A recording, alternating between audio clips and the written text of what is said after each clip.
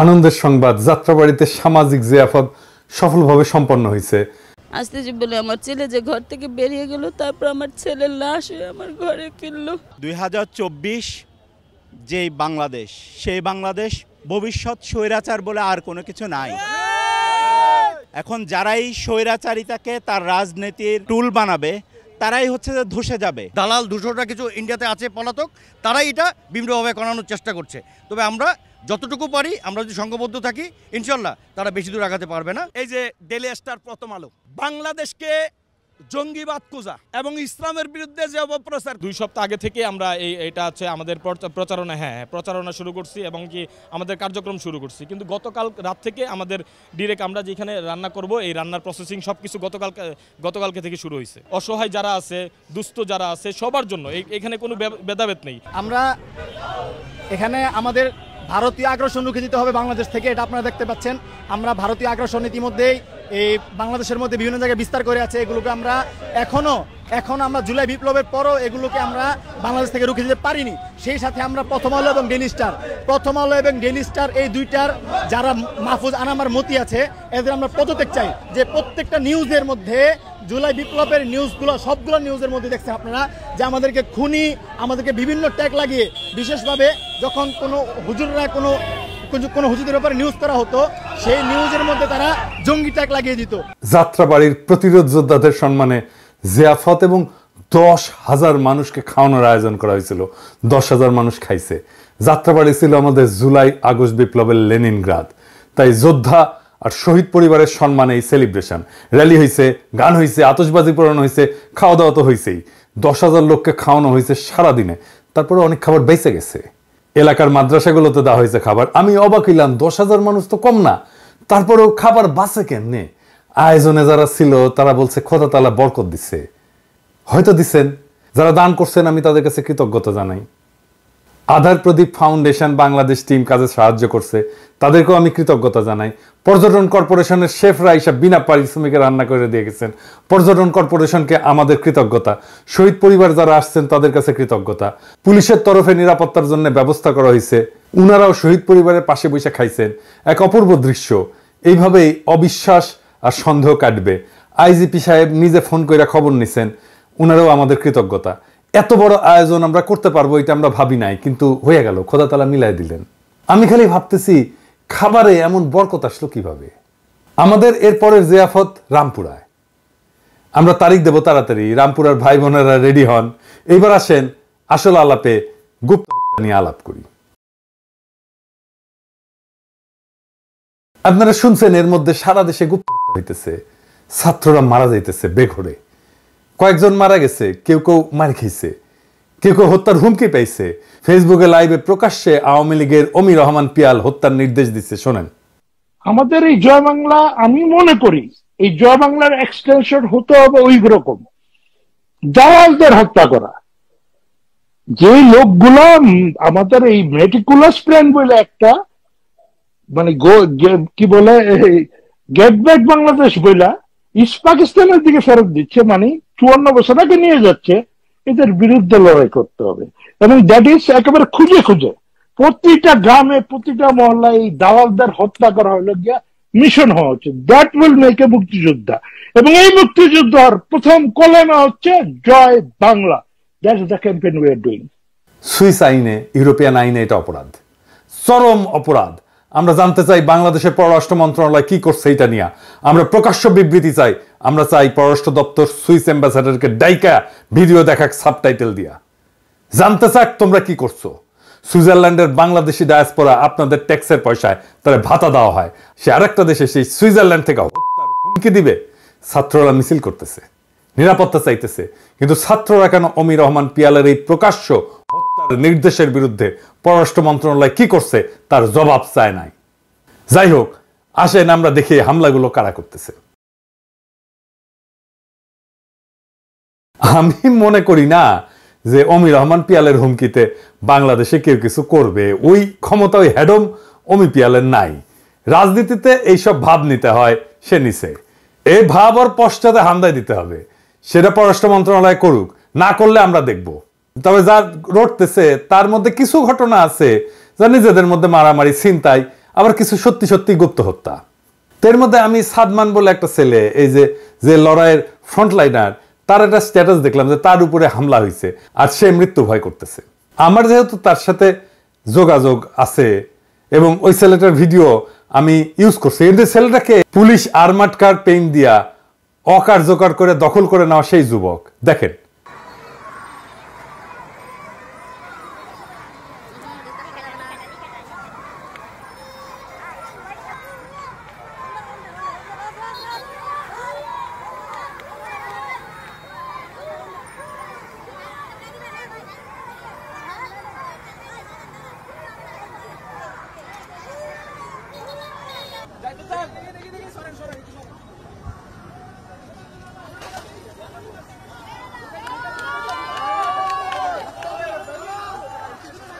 তারে পিটানোর একটা ভিডিও দেখলাম, এই বীর বিপ্লবের 4 মাসের মাথায় মাইর খাইতেছে, এটা দেখাও যন্ত্রণা। যাই হোক, ওর সাথে কথা কইলাম, সে বলল বিস্তারিত, সেটা আপনারা ভিডিওতেই দেখেন, শুনেন। আসসালামু আলাইকুম, আমি সৈয়দ সাদমান সাকিব, আমি ইউল্যাবের একজন স্টুডেন্ট। গত 1 ডিসেম্বরের যে একটা ঘটনা ঘটে, আমার উপরে কিছু বড় ভাইরা, আসলে আমার ইউনিভার্সিটির সিনিয়র বড় ভাই তারা, তো তাদের সাথে বাকবিতণ্ডা এবং একটু ভুল বোঝাবুঝির কারণে আমাদের মধ্যে একটু রেষারেষি হয় এবং মারামারির পর্যায়ে চলে যায় বিষয়টা। তো সেই জায়গা থেকে আসলে অনেক ঘটনা অনেক দিকে চলে যায়, অনেকে অনেকভাবে জিনিসটাকে মিস ইন্টারপ্রেট করা শুরু করে। কয় তারিখ? 20 তারিখ। আজকে 20 তারিখ আমরা সবাই একত্রিত হয়েছি বিষয়টার সমঝোতার দিকে কিভাবে আগানো যায়, কিভাবে জিনিসটা মিউচুয়াল করা যায়, সেজন্য আমরা আজকে একত্রিত হয়েছি। এখানে কিছু বিষয় আসলে আসছে, সেটা হচ্ছে 1-2 দিন আগে আমি একটা পোস্ট দিয়েছিলাম। তো এই পোস্টের কারণে হয়তো বা অনেকে ভাবতেছে যে তারা ছাত্রলীগ, যেটা আসলে কতটুকু সত্য কি মিথ্যা সেটা কেউই বিচার করতেছে না। আসলে এমন কিছুই না, আমরা সবাই ইউল্যাবের সাধারণ ছাত্র এবং আমরা প্রত্যেকেই আন্দোলনে সক্রিয়ভাবে অংশগ্রহণ করেছিলাম। এবং হয়তোবা হইতে পারে যে এই ঘটনার প্রেক্ষিতে বাইরের অনেক থার্ড পার্টি বা হচ্ছে যারা আসলে ছাত্রলীগের সাথে জড়িত, তারা এই ঘটনাটার সুবিধা নেওয়ার চেষ্টা করতেছে। তা আমি বলবো আপনারা এই ঘটনায় কান দিবেন না।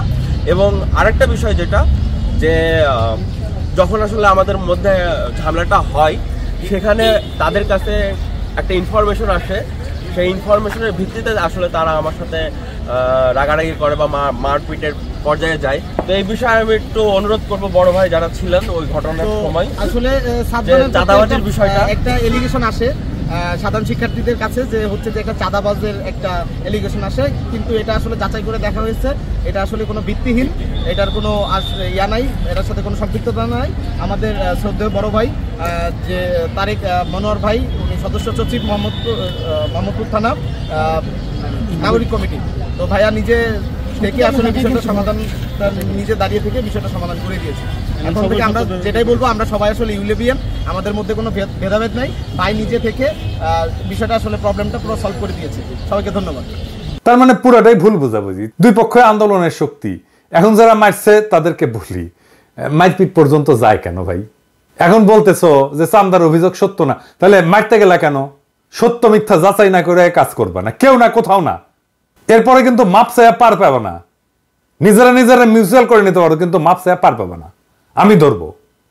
আরেকটা টার্গেট কিলিং এর খবর অ্যানালাইসিস করলাম একজন সমন্বয়ের অনুসন্ধান থেকেই দেখি।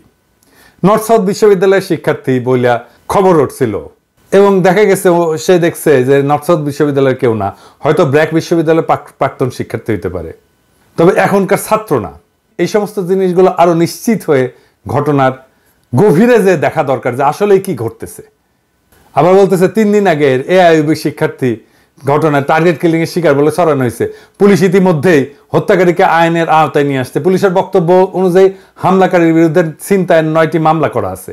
সুতরাং হামলাকারী ছিনতাই রিলেটেড কারণে এই ঘটনা ঘটাইছে বলে অনুমান করা যায়। তৃতীয় ঘটনা ইস্টার্ন ইউনিভার্সিটির শিক্ষার্থী, এখানে ছড়ানো হয়েছে যে ভারত বিরোধী পোস্টের জন্য হয়তো তাকে টার্গেট কিলিং করা হয়েছে তার ফেসবুক পোস্ট দেখা, কিন্তু এটা নিতান্তই ছিনতাইয়ের ঘটনা এবং ছিনতাইকারী হত্যাকারী ধরাও পড়ছে। তো ছাত্রলীগের হামলা কিন্তু আছে। কিছুক্ষণ আগে খবর পেলাম আসলে ছাত্রদল নেতাকে কুপায় হত্যার চেষ্টা করা হয়েছে। টার্গেট কিলিং বা গুপ্ত হত্যা হচ্ছে বলে আমি মনে করি। আওয়ামী লীগের ইতিহাস তাই বলে, তারা সব সময় ইতিহাসে করে আসছে। আওয়ামী লীগের খুন, জখম, হত্যা, সন্ত্রাসের সক্ষমতা আছে। তাদের সেই ক্যাডার বাহিনী আছে, অস্ত্র আছে, এবং তাদের সেই নির্মমতা আছে, সেই বর্বরতা আছে। এটারে ছোট কইরা দেখবেন না, সে আগেও এটা করছে। তবে আরো কয়েকদিন লাগবে এটার প্যাটার্ন বুঝতে। খুব সম্ভাবনা আছে আওয়ামী লীগ অর্থাৎ তার গণসংগঠনগুলা, police, Ansar, Chhatra League, BJP, NSI, আর্মির মধ্যে থাকা তাদের লোকজন এবং ইন্ডিয়ান নানা ধরনের এজেন্টরা এই অপারেশন চালাচ্ছে বলে আমি মনে করি। আওয়ামী লীগ কিভাবে প্রতিহিংসা নেয় তার একটা ঘটনা আপনাদেরকে বলি।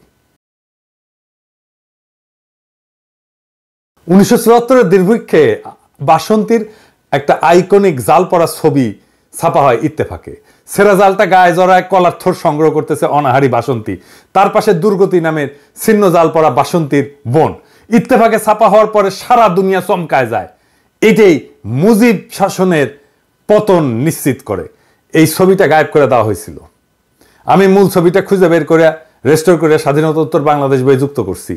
এই ছবির চিত্রগ্রাহক আফতাব আহমেদকে শেখ মুজিব হত্যার পটভূমি তৈরি করে দায় অভিযুক্ত করে আওয়ামী লীগ। এই ছবির চিত্রগ্রাহক আফতাব আহমেদ, তার পরিণতি কি হয়েছিল জানেন? 2013 সালে নিজ বাসায় রহস্যজনকভাবে খুন হয়, বলা হয় ডাকাতি। বাসায় একাই থাকতেন। এটা কি খুব স্বাভাবিক ঘটনা বলে মনে হয়? সব খুনেরই মোটিভ থাকে। এই খুনের মোটিভ প্রতিহিংসা। আওয়ামী লীগ প্রতিহিংসা পরায়ণ একটা দল। এইটা শুধু আমার কথা না, মুরব্বী মির্জা ফখরুলেরও কথা। শেখ মুজিবের উৎখাতে যারা জড়িত ছিল তাদের সন্তানদের পর্যন্ত হত্যা করছে। আফসানার ঘটনা আমি একটা এপিসোড করছি। এটাই হাসিনা চালায় যাবে। হাসিনার পলায়নের প্রতিশোধ হাসিনার দলের গুন্ডারা নিবে। অনেকেই মনে করে একটা বেটার আওয়ামী লীগ তৈরি হলে খারাপ না, হয়তো সোহেল তাজগিরি একটা বেটার আওয়ামী লীগ তৈরি হবে। আপনারা আমার বই পড়েন নাই? হাসিনা ছাড়া কেউ আওয়ামী লীগ করতে চাইলে আওয়ামী লীগের গুন্ডারা এটা হইতে দেবে না, পিটায় ঠান্ডা করে দেবে নিজের দলের লোকদেরই। আর আওয়ামী লীগ তো প্রকাশ্যে দাপটের সাথে ঘুরে বেড়াইতেছে। এই যে দেখেন হেলমেট মাথায় থাকা এই সন্ত্রাসীর হাতে একাধিক ছাত্র খুন হয়েছে। এর নাম গোলাম সাদমান জনি, যুগ্ম সাধারণ সম্পাদক, চট্টগ্রাম মহানগর ছাত্রলীগ। আশ্চর্যের খবর হইল বুদ্ধিজীবী দিবসে রায়ের বাজার বদ্ধভূমিতে শ্রদ্ধা জানাইতে গেছিল এই পোলা। এরা ফিরে আসছে কাদের শক্তিতে? আমি একটা জরিপ করছিলাম, প্রায় 5 লাখ লোক ভোট দিছে। 77% লোক বলছে বিএনপির আশ্রয় প্রশ্রয়ে ফিরছে এরা। তাহলে এখন কি করণীয়? এইভাবেই মাইর খেয়ে যাবে আমাদের ছেলেরা? ছাত্রদের এবং জুলাই আগস্ট বিপ্লবের সকল বিপ্লবী শক্তিকে রক্ষা করতে হবে। এটা আমাদের একমাত্র প্রধান কর্তব্য এখন। যদিও কিছু বিজ্ঞজন এটারে বিপ্লব বলতেই নারাজ। তাদের জায়গায় বলেন না এই রক্তপাত কিভাবে বন্ধ হবে? আমরা নাকি অরাজকতা করি। বিশেষ করে আমার নামে কি বিপুল ঘৃণা চড়ানো হয়েছে দিনের পর দিন, কতদিন ধরে দেখছেন তো। আমি নাকি অরাজকতা করতেছি। আমার নাম দিছে এনার্কি ভট্টাচার্য। চিন্তা করেন, নাম হয়ে গেল আমি নাকি মব উস্কাইতেছি। বিপ্লবী জনতা হয়ে গেল মব। ক্ষমতা পেয়ে গেছে তো মাদারবোর্ড সুশীলদের এখন বিপ্লবী জনতার দরকার নাই, তারা এখন নিছকই মব। এই বাঙ্গু সুশীলদের মাইর না দিলে এটা সোজা হয় না। 3টা জিনিস কাজ করে এদের জন্য। মাইর, 3rd ডিগ্রি মাইর একেবারে, গাই অথবা সারদা একাডেমির ঘোড়া দিয়া গোয়া মারাবেন, ঠিক হয়ে যাবে এগুলা। এই যে এটা বিপ্লব বলল